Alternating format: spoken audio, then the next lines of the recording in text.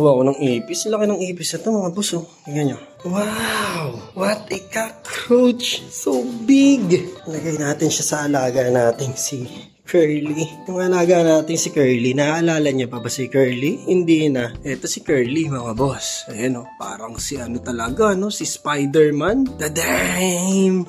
Damn! Look at that! Eh, si Curly mga boss. Siguro mag-iisang taon na sa atin to si Curly. Palit siya ng balat niya. So black na black siya ngayon. So Curly, I have something for you. Yeah, you like?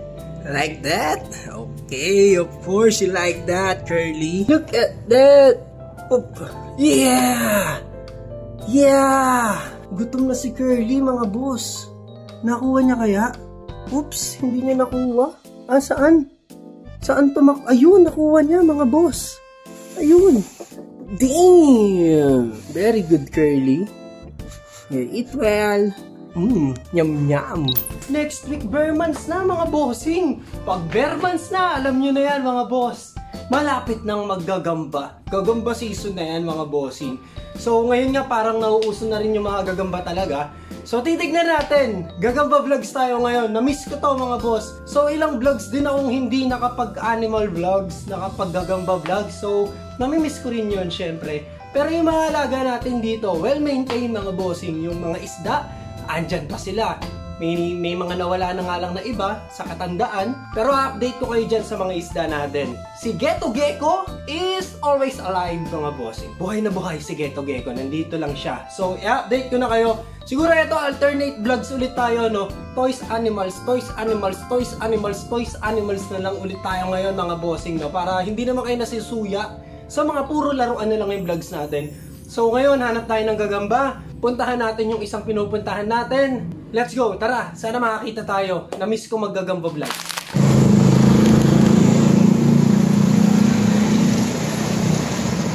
Sana mga boss, hindi baha, no? Pagbaha kasi dito, di tayo makakadaan. Uy, walang tubig. Ayos! Kasi dito mga boss, laging baha rito.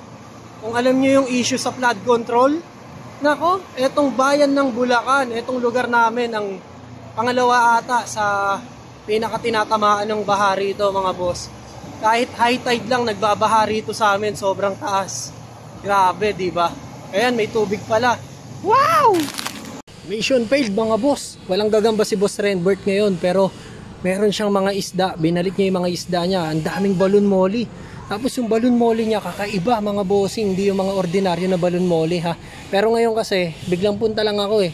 Sinet namin ng Sunday. Tapos balik tayo rito sa susunod na vlog. Ang gaganda ng balloon molly niya. Papakita ko sa inyo. Tapos yung flower horn niya, lalaki ng ulo, ang gaganda. Ito yung update sa mga alaga kong isda. May mga nagtatanong din kasi sa comment section natin. So yung mga goldfish ko mga bossing, kung mapapansin nyo, meron tayong bubble eye dati, 3 yun. So nakahalos 2 taon sila sa akin. So ngayon wala na yung 3 bubble eye. So ang natira, meron tayo ditong... So ito yung rancho natin mga bossing. Kakakuha ko lang na ito, parang mga magto 2 months pa lang sa akin yan mga boss. Ang kuha ko rito is 250. And then ito yung natira sa atin na matibay talaga mga bossing. Etong angelfish na to, yan, yung angelfish na yan mga bossing, magti 3 years na sa akin yan mga boss. So ang akala ko sa mga angelfish mga bossing, yung buhay nila is madali lang silang mawala. Pero hindi pala ganun mga boss, no. So yung angelfish, kaya rin pala nilang tumagal talaga. Depende sa pag-aalaga mo. And then ito yung isa ko na goldfish naman. Yan, eto, ang ganda rin ng kulay nito. Yan, orange na orange talaga siya mga boss. Pero sa pagpapakain naman kasi mga bossing, nasusunod ko yung tamang pakain sa araw-araw ng mga isda ko. 3 to 5 days, napapalitan siya ng tubig. At least hanggang kalahati lang, mga ganyan yun. So wala na yung goldfish natin dito na color black. Yung oranda mga bossing. Ang natira sa oranda ko is eto nga. So eto mga boss, na vlog ko rin to mga bossing. So eto parang may ano na sa akin to, no? Mga 7 to 8 months na siguro sa akin to. Yung flower horn natin, hindi ko siya ma-identify kung babae ba siya or lalaki. Kasi pag babae raw, hindi lumalaki yung ulo nila. Pag lalaki naman, bubukol yung ulo niya. Nakabukol yung ulo niya, diba? Tingin ko lalaki. Kaso nga lang yung pinaka-ulo niya, yan, ewan ko lang kung lalaki pa yan, pero sana lumaki pa. Pero ayan, nag-i-improve naman yung ulo niya ngayon, mga boss. Dito ka, pakita ka sa camera, yan. Side view ka, side view. Yun! Lumalaki nga. Lalaki, mga bossing. So, dito naman tayo sa Oscar. Oscar! Ayan, lipat lang natin yung ilaw. So, ang gamit ko na ilaw is 1, 2, 3. So, etong Oscar natin, mga bossing. Yan, eto, laki na niya. Eto, 1 year na sa akin to mahigit, mga bossing. Etong Oscar ko, kung makikita nyo siya. Talagang parang maximum na ata to eh. Sa paglaki niya, ito na ba yung pinaka-maximum ng paglaki niya, mga boss? Pero alam ko, lalaki pa to ng konti. Maganda naman yung condition niya. Yun nga lang, yung isa na yun, kasabayan niya kasi yan. Ito, kasabayan niya yan. Nung binili ko sila, same size, same na araw, pero nung paglaki nila, yan, habang lumalaki sila, ito kasi ang takaw na ito. Inaagawan niya yung isa na yan. Actually, 3 sila. Yung isa, pinagtulungan nilang i-deads. Tapos, iyan yung natira. Siya naman yung nambubuli dyan. Kasi mga territorial tong fish na to, mga boss, ayaw nila nang may kasama hanggat maaari. Pero kung sabay naman silang lalaki, ma-develop yung relationship nila sa isa't isa, may chance naman na magkasama sila. At tulad nito, yan, yung LD Cherry ko, mga bossing, magkakasabay sila kasi dito halos. Itong LD Cherry, hindi niya mabuli yan. So, ito kasi talagang bully to, mga boss. Kahit pag nagpapakain ako, kinakagat niya yung kamay ko. Nakagat na ako niyan eh. Lalo na siguro kung madiin pa niya ng konti, baka mapingasa ng konting balat yung daliri mo. Sampulan natin, kasi pinakain ko na sila kanina eh. Sampulan mo, ayan o. Papakita ko sa inyo. Pero medyo busog na kasi. Medyo busog na, tsaka shy type sila. Alam nila pag kinukuhanan sila. Kaya ganyan. Pero pag gutom na gutom yan, mga boss, aabutin niya talaga yung kamay nyo. Yung LD Cherry natin, meron niyang chance na lumaki pa ng husto, mga bossing. Pero pag ganito kalaki yung aquarium mo, katulad nun sa akin, medyo pupunggok na yung isda na yan. Pero kung gusto nyong lumaki yan, mga bossing, mag-upgrade tayo ng aquarium. Pero ngayon kasi, wala pa akong pepwestuhan ng aquarium dito. Yan, ito na yung pinaka-space nila. So, ito kasi, gagawin ko na yung surplusan talaga, mga bossing. Yan, meron akong Blackmore. So, yung mga Blackmore ngayon, yan yung nagugustuhan kong alagaan sa mga goldfish, mga bossing. Kasyang-kasya sila sa gantong size ng aquarium, mga boss. Tsaka kung papansinin nyo yung size niya, may kalakihan na talaga. At ang haba ng pin yan, mga boss. Tingnan nyo ang haba, oh. Yung mga pingpong lumalaki rin yan, mga boss. Parang halos kasing laki na itong more natin dito, mga boss. Yan, katulad nun, yung pingpong ko na yun. Yan. Nakikita nyo yun? Yung isda na yan, mga boss. Yan, swordtail ata tawag doon. So, yung swordtail na yan, sa baha namin nakuha yan, mga boss, nung bumabagyo. Speaking of isda na galing sa baha, may natira dito, mga boss. Buhay, ayun o, ayun o. Yan, galing sa baha yan, mga boss. Yan, parang may 1 buwan na sila dyan, mga bossing, pero hindi sila nadededs. Ito naman yung mga pusa ko, mga boss. Si Mingming, natatandaan nyo? Yan, ang unang-una kong pusa.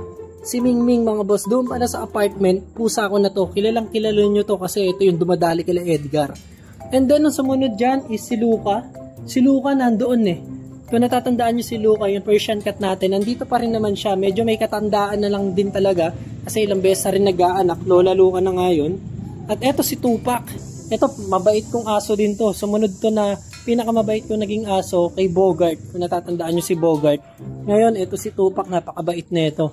Eto naman, si Robin yan. Kung may Robin, yun naman si Batman. Si Batman nakakulong. So, kinukulong ko talaga sila, mga boss. Pero, may schedule yung paglabas nila. Hindi ko kasi sila sabay-sabay pinalalabas.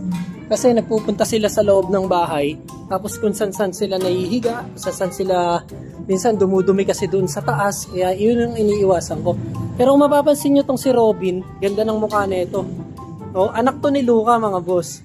Tapos ang tatay niya is Puspin. Eto si Lucas.